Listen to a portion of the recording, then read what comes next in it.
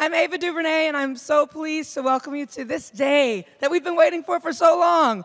So this these seats will be filled with the cast and the creators and all of the people behind this wonderful final episode. So let's just jump in and get started. All right, look at them. Aren't they beautiful? They're fantastic, and they're all here.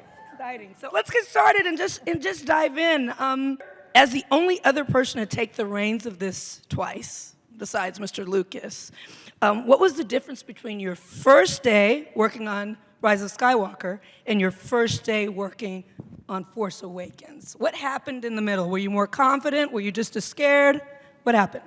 Well, first of all, thank you, Ava, for being here. We're very lucky to have you. Thrilled to be here. I think the difference is that the pressures shifted. We didn't know at the beginning of Force Awakens exactly what it would look like to have Daisy Ridley and Adam Driver and Oscar Isaac and John Boyega. And, what would that cast be like? And we had to figure it out and discover it. The first day of Rise of Skywalker, we sort of knew some of those things. We knew those things were working. What we didn't know was everything else. And this was wrapping up, not one film, not 3 films, but 9. And so the responsibility was significant. And the movie, this is a pretty big picture. The scale of the movie is pretty enormous. And we knew that none of that would matter, none of it would work if you didn't care deeply and track with the people. So the most important thing, the people, we were good with. We knew we had this incredible cast who I think have gone above and beyond anyone's expectations and are truly spectacular in the film. Just to continue to ask you, though, this is doesn't have a comic book to follow the story. There's no blueprint for this. This is coming out of you and Chris's head. And what you had talked about was, wrapping up 9 films. That's an awesome responsibility. So at the moment that you accept the invitation to do it, and it's the next day and you're home, and you're thinking, oh wow, I gotta end this thing. Just personally, as a longtime fan of it, what was your personal process to get there? Did ideas start to come immediately? Were you quiet for a while? Did you meditate? Because we had worked on Force Awakens, Larry Kasdan and I and Michelle Rejwan and Kathy, producers, we had talked about quite a few things back in the day. So it was a bit of sort of picking up where we had left off. And the fact is that what Rian Johnson had done in Last Jedi, had set up some things that were sort of wonderful for this story. One of the things being that the cast was separated. The characters weren't together for the entire movie, essentially. So this was the first time that the group got to be together.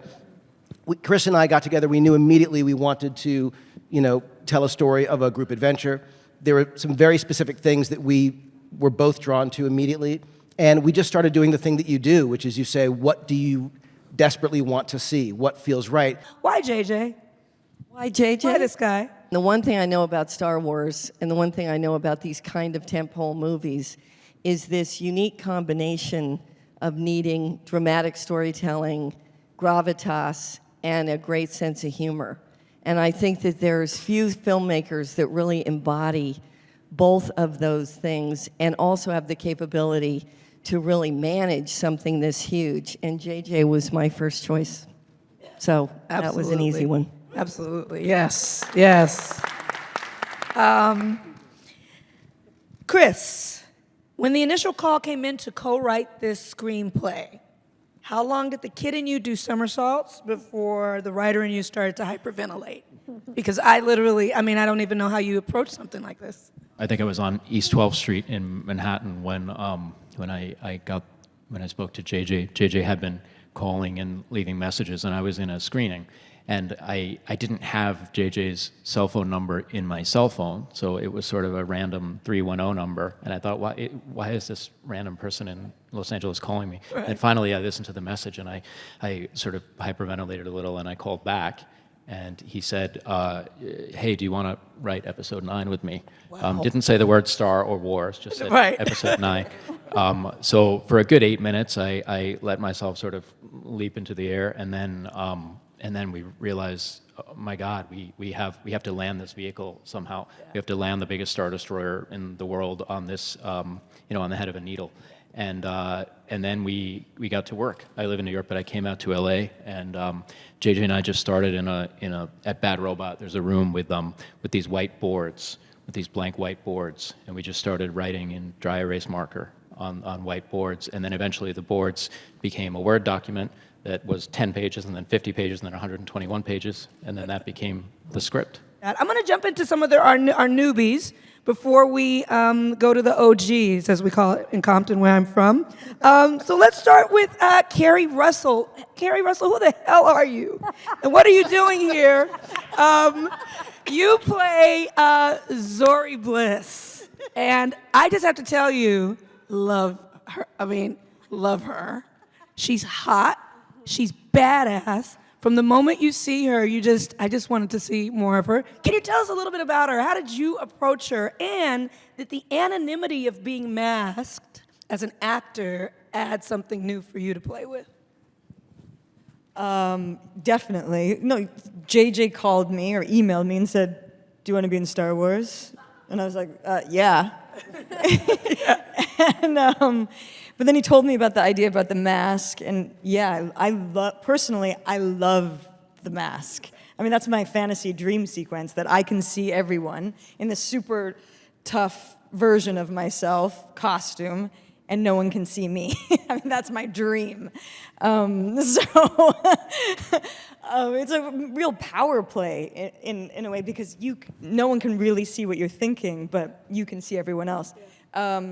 But yeah, it was amazing, and I've known JJ for so long, and I just feel like we have a shorthand, and we speak the same language in a way, and I just feel like JJ got to finish a piece of history in a way by getting to do this, and he did such a great job. He really did. Jonna, Naomi, welcome. This is a big thing to step into. You're, for any actor with tons of experience and a lot behind them, it's a lot to step into. Let alone someone who's newer to the scene. Yeah. So, did you just come in and say, you know what, I'm gonna walk on with just swagger.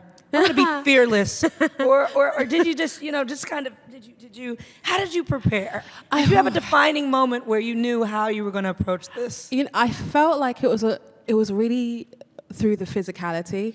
Like I felt like Jana's strength was in her body. Like, she's a very grounded character.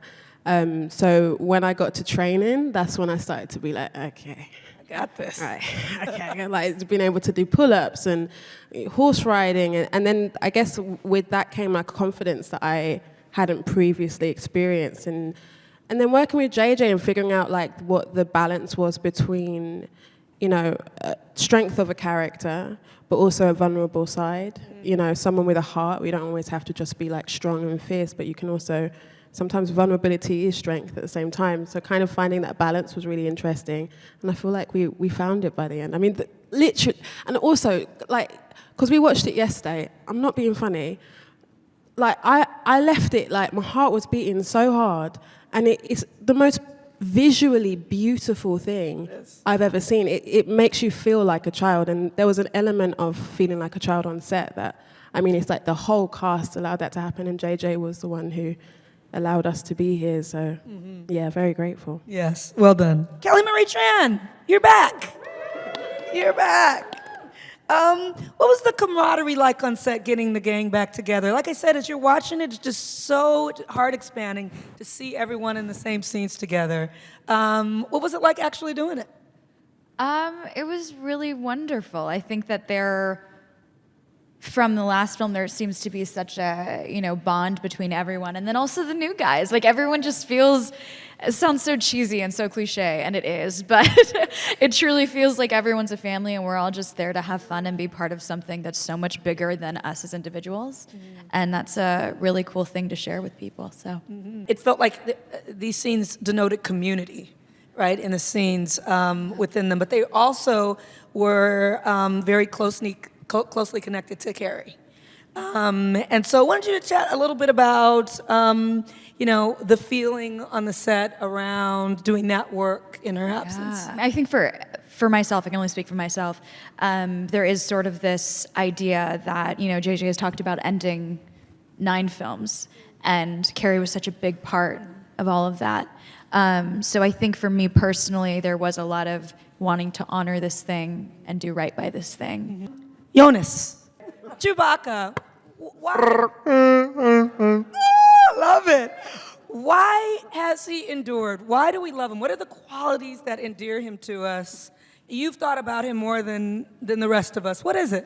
I mean, for that, we have to go back to 1977 or whatever, and when George found Peter Mayhew to play this character that was supposed to be, nobody knew what it was going to be, and it's that thing where you don't know going into these things how it's gonna look, and I think Chewbacca's endurance has to do with the fact that Peter's unique physicality that I sort of inherited and I try to bring on screen.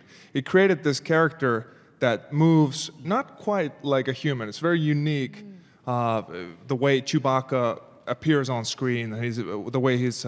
So that's what created the memorability of that character, and what people, even if they haven't seen Star Wars, they might know what Chewbacca is, and that's what I'm a custodian of. And that's what I've taken. And when Peter passed this last year, I was heartbroken. But I like to think that in this film, I attempted to do him justice. And while working with this incredible cast, I'm really happy that we're part of something that's so much bigger than ourselves, but that we still get to play and have fun in. And for that, I'm forever grateful to be a part of this. Anthony Daniels, the great. Can we give him a round of applause? Immense respect to you, sir. You've been in all of the Star Wars episodes. This is your final walk as C-3PO. It's been a joy to watch you through every film. So thank you for what you've given. It's Thank really you for fantastic. saying that, and thanks to everybody who has kind of been fond of 3PO over the years. Some of you will be there. Yes. Thank you very much. More than fond. We love him. Can you just sum up your journey as an actor? You've done something in these films that hasn't been duplicated, that no one else has done. You've touched every one of them. You've worked across all of the worlds, all of the planets, all of the ideas and the stories. I don't know how you'd start to summarize it, but maybe you can try. Well, I've just realized in the last few months something that I hadn't ever got before. Because I've been in all of them and all the spin-offs and stuff, I am so close to it. And I said it's rather like having your nose up against the planet. You can't see how big that planet is. And gradually now, I'm beginning to get a perspective on it. And that comes from talking to fans, to people who say what Star Wars has meant to them over the years. It's meant something completely different to me. It's a job. It's kind of fun. It's kind of awkward sometimes. It's, as we all know, it's not a smooth ride. But finally, I'm getting to see it almost from the other perspective, and that's the perspective of the audience who've been there all this time. And I'm really glad to have survived all this long enough to get this perspective. You've got a unique perspective that no one else has. Right. Thank you. Richard E. Grant.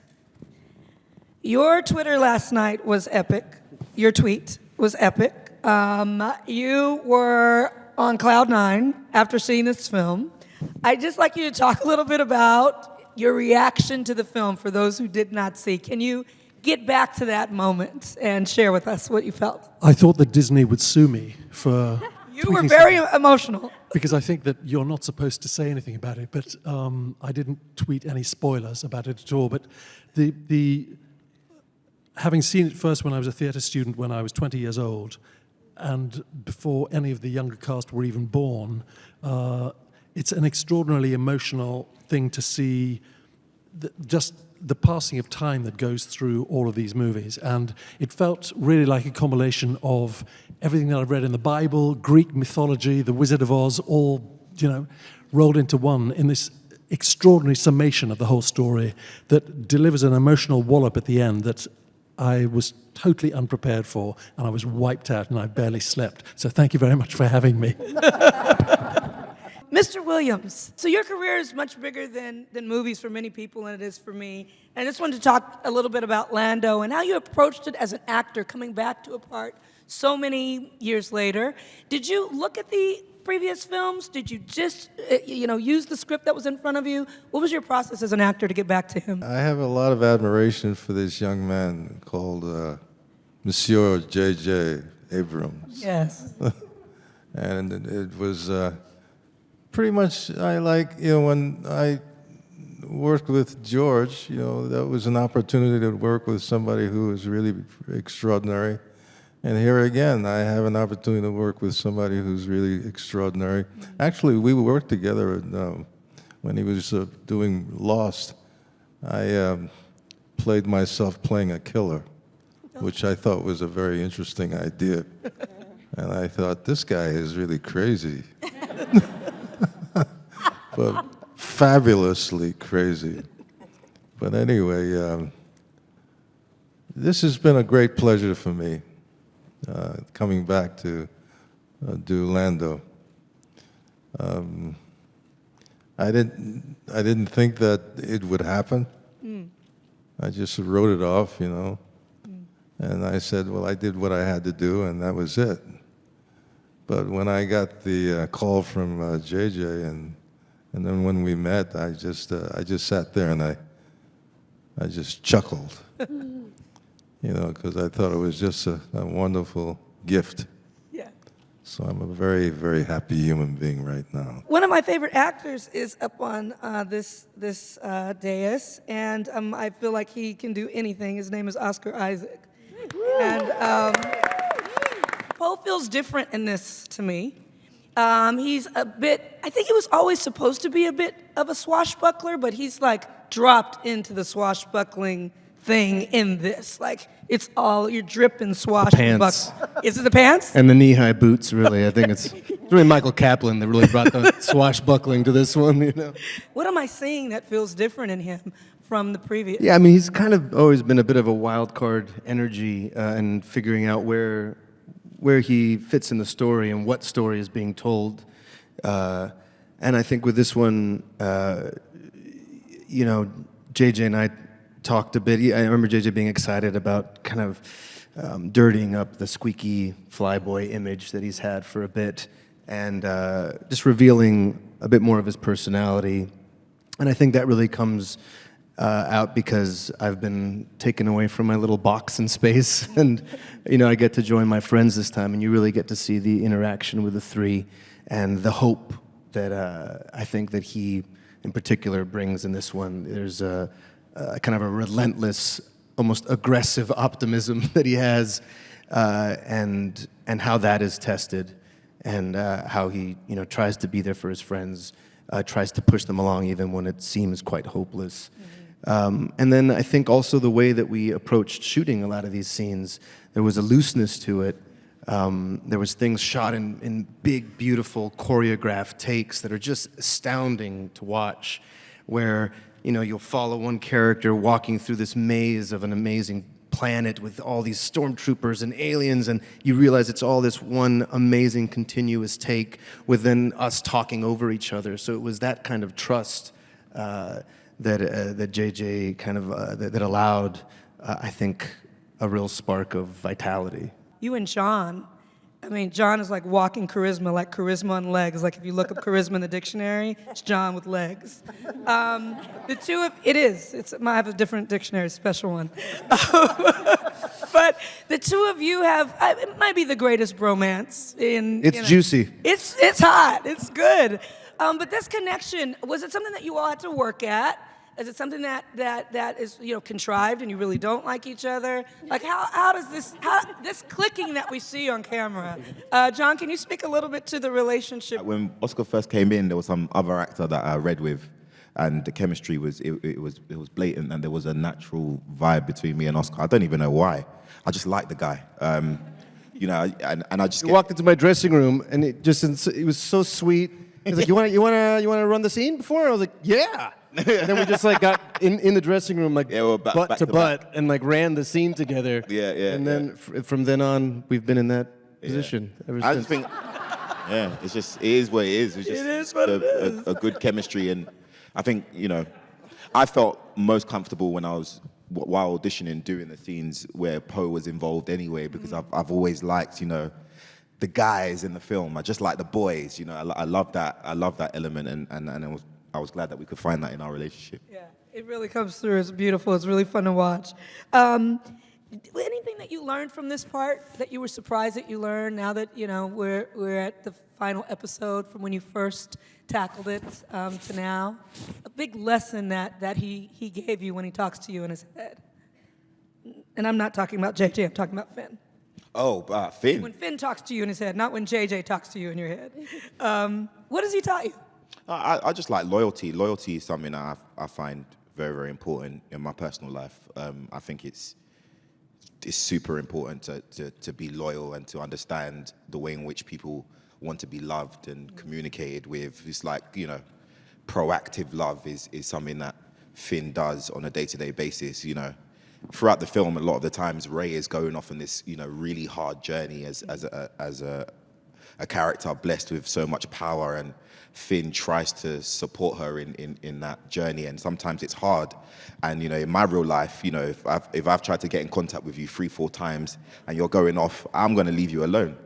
Finn's going to come for you and try and make it work regardless. So Adam, you, am I technically in the proper Star Wars lore if I don't just call him Kylo Ren? He's also Ben Solo, right? Like if I say Ben Solo, is that also accurate? Or no? Can he not be Ben Solo, or is he rejected Ben Solo and I should not use those words? Wow, he's really thinking about it. Yes and no. Okay, well, let me ask you. My question is, in your performance of Kylo Ren, did you allow Ben Solo and who he was before to influence the way that you played Kylo? Or once you entered into Kylo Ren, were you in a completely different space? Did you bring his legacy and his heritage into the performance with you in this piece? In this one? Yes. I think maybe subconsciously. I don't think it's when people are actively trying to deny a certain part of their lives, I think they can do it pretty successfully. And then it just turns into what is happening around them that brings it out in them. So I think maybe, but it's not. I don't think it's something that we actively talked about playing it. But it definitely is the thought to have. And since you... But I think that's a testament to the writing that from the beginning it was never someone... You know, from the beginning, it being called Force Awakens was intentional in that it was the Force Awakening for both sides, the light and the dark. And JJ, even in those first meetings, talking about someone who is unformed and not a, you know, quintessential, in control, you know, of his faculties, knows where he fits in the, you know, which again is helpful for me as an actor because we were figuring out the same thing. It totally echoes what's going on in the story, you know, especially in the first one, new cast figuring out where you fit, you know, in a legacy that spans, you know, so much time. The end. Yeah. So that was helpful, but I guess in similar in that. I guess it's a subconscious thought in playing it. I guess it's also a subconscious thought as me as an actor thinking about it. So Daisy, would you say the biggest demands were more the physicality or the depth of some of the scenes emotionally? And which one? It's a good question because with the physical stuff, you train and train and train, and then the adrenaline helps you like on the day to like do the thing. But obviously the stamina needs to be there for you to continue to do the thing. But I would say I was more tired emotionally because there really wasn't a day where I was like, no, it's just a quick scene. Coming from the last one, which was quite heavy, even the joyous scenes I found very strange to do. And then obviously there's a lot of other stuff that's going on. And it's also tricky because understanding what JJ was asking of me, I'd be like, I know what you're asking, I just can't quite get there yet. So that was probably the most tricky thing, and sustaining that emotion. And there's more of a, I would say, like a singular intention that was was tiring, because as well, even in the emotional scenes, there's like a physical containment that is tiring. So really, I've not answered the question, and both things were hard. But what was it about the joyous scenes that created more of an obstacle for you? It's just so strange because I've gone from, a film with a lot of being like, please be my friend, Luke. And he's like, go away. And I'm like, no, please. And then, very emotional stuff with Adam. So coming back was so great, but it would be so, easy to just flow into it that then you're like, am I acting? Like, is this what is required? Because I'm basically bouncing off of Oscar and John and Jonas and Anthony in such a joyous way that you just feel like you're having a chat with your pals. Right. So it's not like difficult in like a way, but it's strange wondering how that general vibe is going to translate into a scene. So for George, it was really important to him that these films mean something. That they aren't just, popcorn films, that there's some universal truth to them, that something is being conveyed, that this is soul food. It's supposed to stick to your ribs. And he wanted to say something through the ones that he worked on. You're the only director that's done it more than once besides him. So in this final piece, I always hate getting this question, but I'm going to give it to you anyway, my friend. What does this mean, and what do you want to say with it? That's a terrific question. I like to think that when you're working on something, especially something, and I say something like this as if these kind of things come along all the time, and they never do. And I'm still grateful to that call from Kathy. The truth is that there's the movie that you're presenting to the world, and then there's the thing that you're doing, not necessarily secretly, but meaningfully. We live in a crazy world. We live in a crazy time. And Star Wars for me was about hope. And it was about community. It was about the underdog. And it was about bringing people together and seeing all oddballs represented, and the most unlikely friends and the most unlikely places, and the family that you make is really your family, And so to tell a story that is, of course, a giant spectacle and a sort of, like you say, the blockbuster wrapping. But the thing that mattered to me most, more than all the spectacular, unbelievable, I would argue, best work ILM has ever done, all the departments going beyond expectations, the thing that matters, I would say, most and only in the film is really the people who are sitting here, and what you're watching, and the eyes of the characters, and the heart of the characters. So for me, rather than give away sort of themes that Chris and I talked about doing, from the beginning, and what our specifics are, I will say that it really is about hope, and it's about coming back to a sense of possibility, about unity, and if Star Wars can't do that for us, I don't know what can. And now it's your turn. Time to ask questions. Here we go. Ma'am in the front. Yes, you. Here's a mic coming for you. Hi everyone, Carolyn with Hollywood First Look Features. This message is for JJ and Chris. Being able to sit down and write a screenplay of this magnitude, I want to know what it was like when you guys realized that it was finished. Like you were done with the story. Like, I can only imagine what that would be like. Is it finished? Is it? Ha-ha. Well, there was a moment in the process when JJ and I were agonizing over something in the third act, and we were in a room with Michelle Rejwan and Kathy and JJ and I, and we couldn't seem to get it, and we went outside the room, and Rick Carter, the production designer, sort of legendary production designer, said, "I think the reason you and JJ can't write this scene is because you don't want Star Wars to end." And I looked at JJ, and we knew he was right, and then we had to go and write it.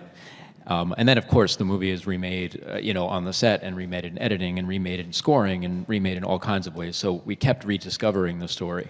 But I have to say, it was I think both of us mourned the moment when we typed the characters' names for the last time. I mean, the moment of joy you have when you type, Lando, and type some words underneath Lando is something that is indescribable. But also the moment of sadness and longing when you type it for the last time is memorable. What Chris said.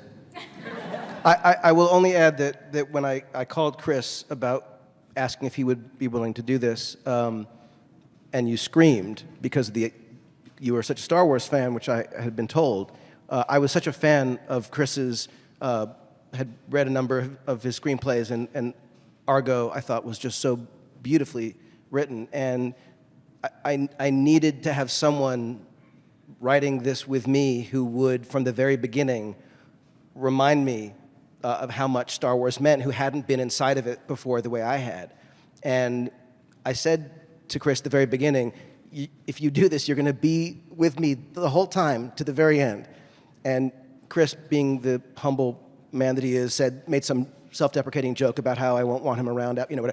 And we were together throughout production, throughout post, in the trenches with Michelle, with Kathy, kicking every tire, shaking every tree, doing everything we could to make sure that we were telling the best possible story we could. And I cannot tell you how grateful I am for this gentleman's partnership on this movie.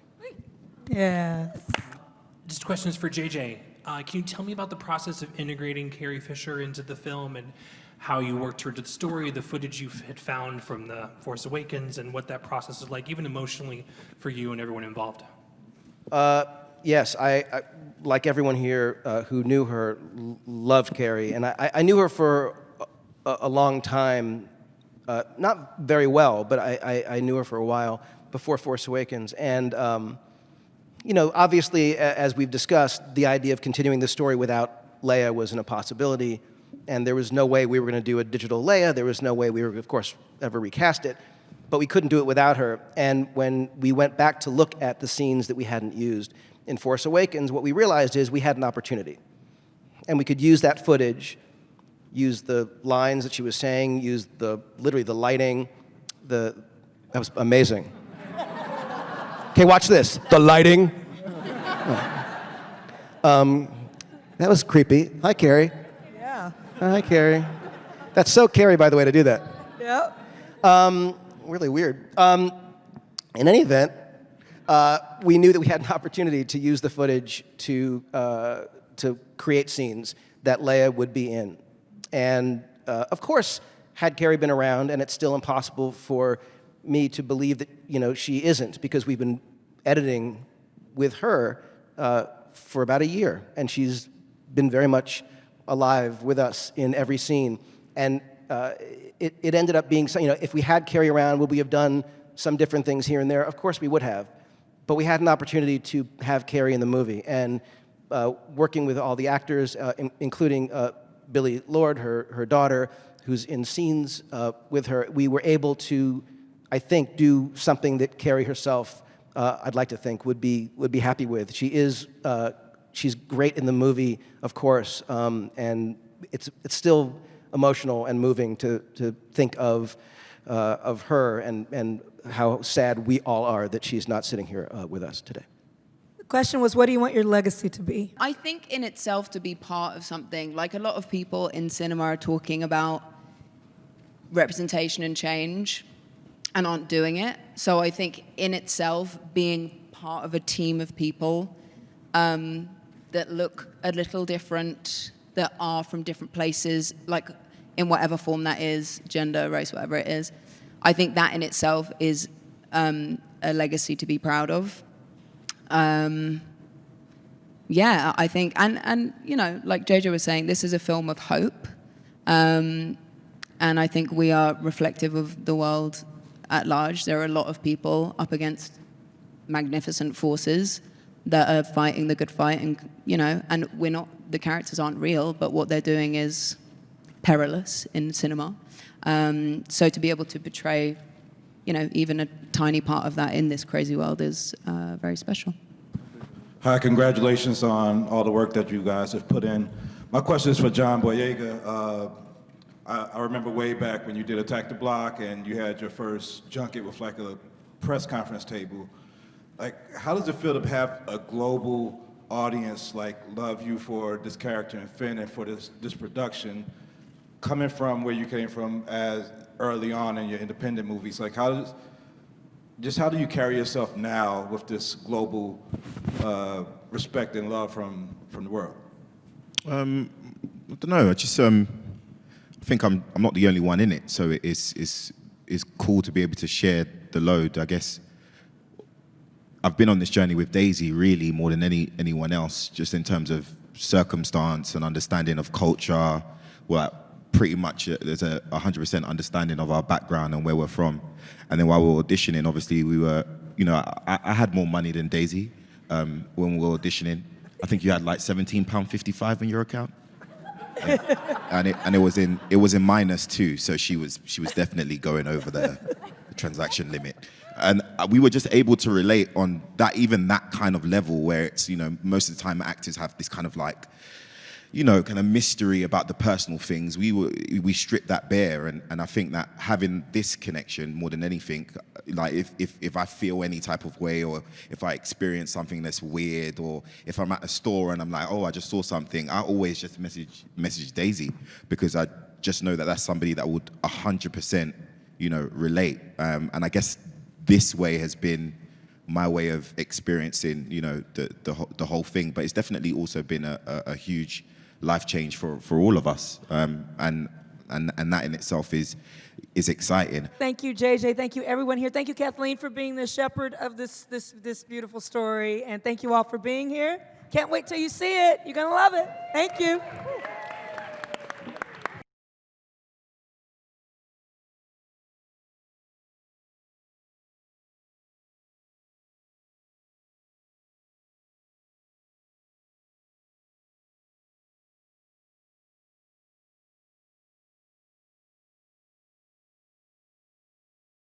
Hi guys, it's Debbie, and here's today's Daily Fact. BB-8 won't be the only droid melt in our hearts in Star Wars Episode 9. He will be joined by little D-O.